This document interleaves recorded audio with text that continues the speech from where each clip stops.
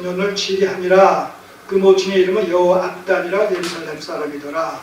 자, 여기까지는 큰 차이가 없어요. 3절 아마샤가 여호와 보시기에 정직히 행하였으나 역대 이스 기자는 뭐라고 기록됐다고요? 온전한 마음으로 행치 아니하였다 그랬는데 이 열왕기서 기자는 여호와 보시기에 정직히 행하였으나 그 조상 다윗과는 같지 아니하였으며, 그 다음에 하나 더 붙어요. 그 부친 요아스의 행한 대로 다 행하였어도 산당을 제하지 아니하였으므로 백성이 오히려 산당에서 제사를 드리며 분양하였더라. 자, 두 가지가 추가로 설명이 되어지는데, 온전한 마음으로 행하지 아니하였다라는 이 부분에 대해서 열왕기서 기자는 다윗과 같이 행하지 아니하였다는 것과 산당을 제하지 아니함으로 말미암아 백성들이 산당에서 제사를 드리고 분양했다. 산당 제사가 계속 존속을 했다. 이런 내용들이 추가적으로 설명이 됩니다. 자, 25장으로 다시 역대기서로 들어와서, 그런 의미에서 여기서 온전한 마음으로 행치 아니하였다는 얘기는 열왕기서 기자의 해석을 빌리면 다윗과 같이 행하지 아니하였다, 그런 의미가 성립이 되죠. 그럼 다윗은 어떻게 행했습니까? 하나님께서 이 남유다 왕들 그러게 하나의 그 모범을 보일 때에 항상 다윗 왕을 내세우셨죠. 다윗의 길로 행했다라든가 다윗의 길로 행하지 아니하였다든가 이런 식으로 다윗을 하나의 초점으로 긍정적이고 부정적인 측면을 언급할 때 항상 다윗을 내세우셨단 말이죠. 다윗의 길로 행했다? 다윗의 길로 행치 아니하였다? 다윗이 온전했습니까? 그렇지 않죠. 다윗을 하나님의 마음에 합한 자다 라고 하나님께서 칭찬을 하시고 그를 하나의 모범적인 그런 그 왕으로서 또 왕의 통치 내력으로서 이렇게 소개하셨던 것은 그가 시종일관 온전했기 때문이 아니라 온전한 사람이 있을 수 없죠. 그리고 얼마나 많은 실수와 실패가 있습니까? 그의 행적 속에서. 그럼에도 불구하고 중요한 것은 뭐예요? 그는 그 마음의 중심이 전심으로 하나님 여호와 하나님을 경외했다 하는 얘기죠. 전심으로, 전인적으로,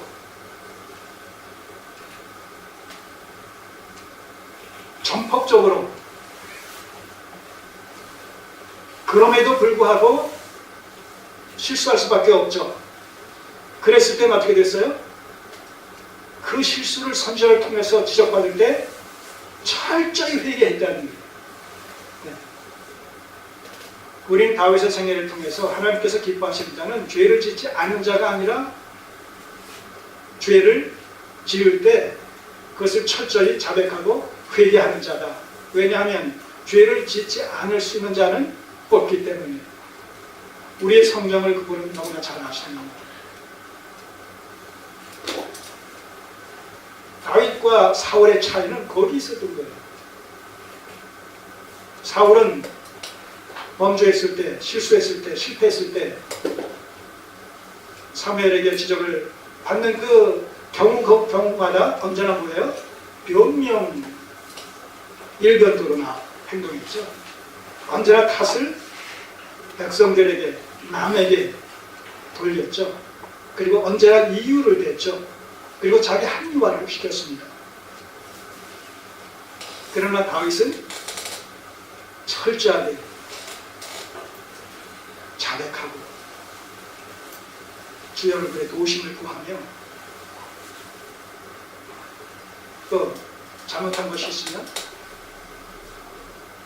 갚아주겠노라고 이야기하면서 하나님의 말씀 앞에 철저하게 자신을 쳐서 복종시키는 그런 삶을 살아간 그런 모습을 우리가 그의 생애를 통해서 확인할 수가 있습니다.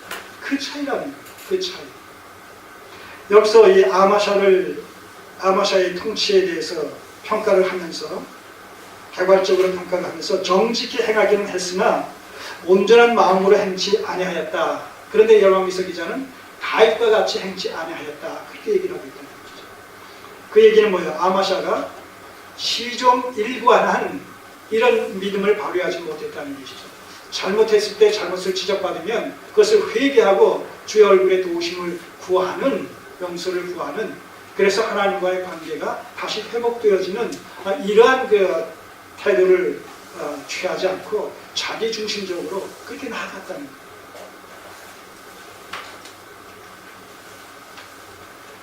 이런 사실들이 오늘 우리에게 주는 시사하는 바가 결국은 뭡니까? 조금 전에 말씀드렸듯이 우리는 하나님 앞에 온전하지 못합니다. 이 땅에서 사는 동안에 우리는 온전할 수가 없습니다. 죄성이 여전히 살아서 역사하기 때문에. 그러나 중요한 것은 뭐예요? 그렇기 때문에 실수하고 실패할 수밖에 없지만 중요한 것은 그때마다 우리는 말씀 앞에서 자백하고 회개하고 돌이켜서 그 잘못으로 말미암아 단절되어진, 깨져버린 하나님과의 관계를 끊임없이 회복시켜 나아가는 이런 그 노력이, 애씀이 필요하다는 것이죠.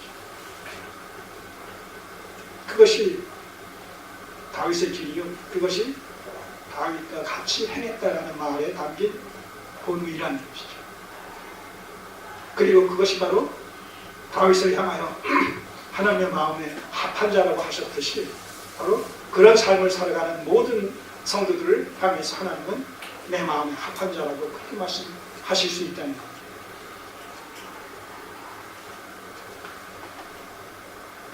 아쉬움, 그런 부분의 여지가 있다는 것입니다. 아마샤의 이런 통치를 총체적으로 평가하게 될 때예요.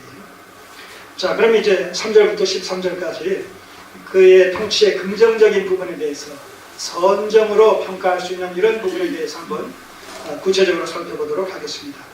그 나라가 굳게 섬에 그 부왕을 죽인 신복들을, 자 4절의 내용, 부왕을 죽인 신복들을 죽였으니, 이 뭐예요?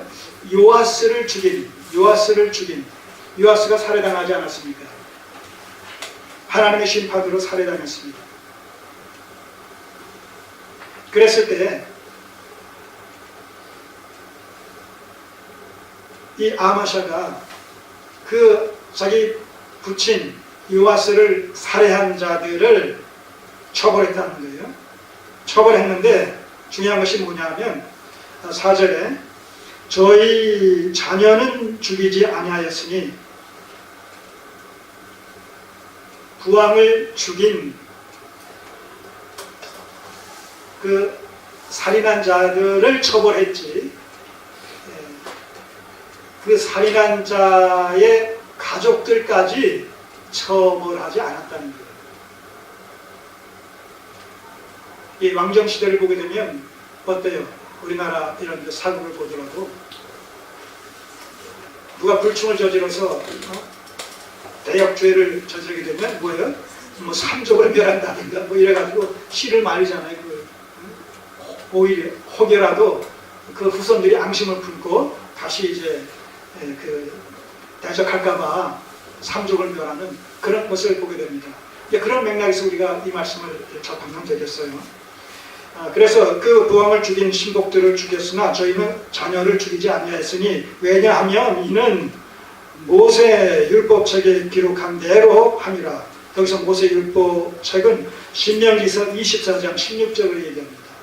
신명기서 24장 16절. 그 내용이 거기 이제 그 이후의 얘기예요. 여호와께서 명하여 이르시기를 자녀로 인하여 아비를 죽이지 말고 말 것이요 아비로 인하여 자녀를 죽이지 말 것이라. 오직 각 사람은 자기의 죄로 인하여 죽을 것이니라 하셨더라. 이 말씀이 신명기서 24장 16절의 말씀입니다.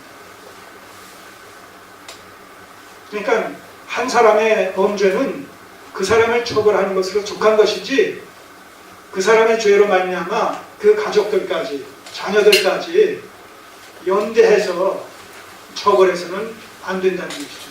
왜냐하면 자기의 죄로 인하여 죽을 것입니다. 오직 각 사람은 자기의 죄로 인하여 죽을 것입니다. 바로 이 하나님의 말씀을 갖겠습니다. 자, 그렇기 때문에 이것이 아마샤의 선정이고 긍정적인 이런 통치 속에 이 사실이 포함된다는 얘기는 조금 전에 말씀드렸듯이 남유다의 정체성이 뭐예요? 남유다의 정체성은 신정 왕국으로서 하나님의 통치를 구현해야 되는 것이 왕의 본분이요 직임이란 말입니다. 그랬을 때 하나님의 통치의 구현은 무엇을 매개로 해서 이루어진다고요? 말씀에 순종하는 방식.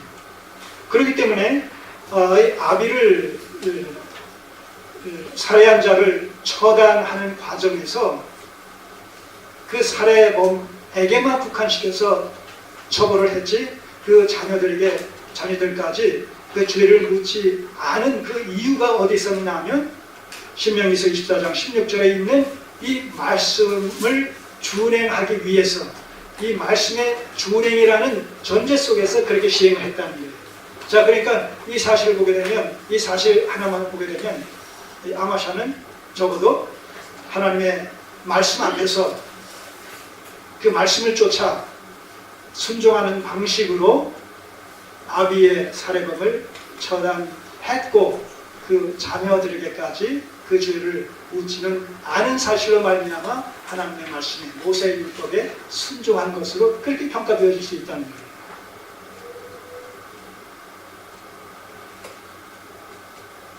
그래서 이 부분을 그의 긍정적인 지적 중에 역대기서 기자는 기록하고 있는 이유가 바로 거기에 있다는 거죠. 우리가 이런 것을 보면서 하나님의 백성들로서 구원받은 하나님의 백성들의 궁극적인 삶의 목표가 뭡니까? 궁극적인 삶의 목표? 그의 나라와 그의 의를 추구하는 삶입니다. 신학적 관점에서 그의 나라와 그의 의를 추구하는 것이 하나님의 통치의 구현과 맥을 같이 하는 것이죠. 그랬을 때 하나님의 통치의 구현이 말씀에 기초한다라고 했을 때 그의 나라와 그의 의를 추구하는 삶 또한 하나님의 말씀에 준행하는 것을 통해서 이루어진단 말입니다.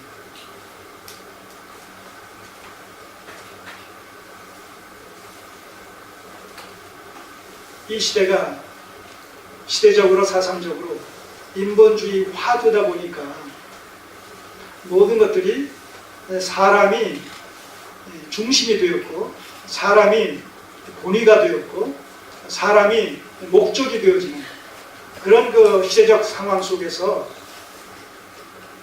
하나님조차도 신앙의 도구화가 되어지는 이런 그 모순된 질서 속에서 우리가 신앙생활을 한단 말이죠.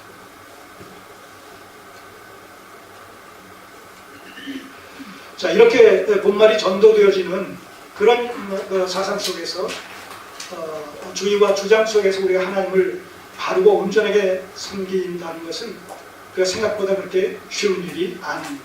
왜냐하면 절대 다수가 넓은 문 내지 넓은 길에 신앙 생활을 하고 있기 때문에, 그리고 다수가 진리를 대변하는 그런 시대에 우리가 살고 있기 때문에.